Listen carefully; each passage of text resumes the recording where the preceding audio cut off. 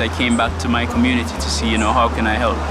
I saw where fish catch was low, catching fish was hard. Poorer communities could not benefit as much because the fish prices keep coming up. And I think projects like this, models like this really work as long as you get the community involved. So that was my inspiration, to bring the community back to manage something for themselves.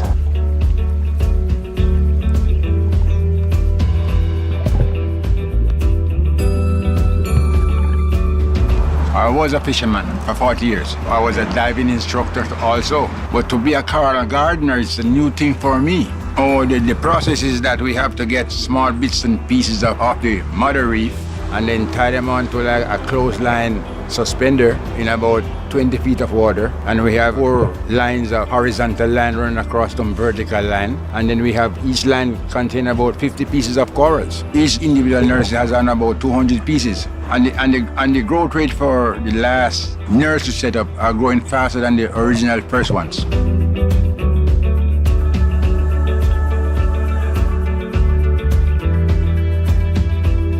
I've seen the fish stock is multiplying. Every visit we go to the ocean, we see more fishes and different kind of fishes. The motto of 500 in 5 years, to me, it's a reality.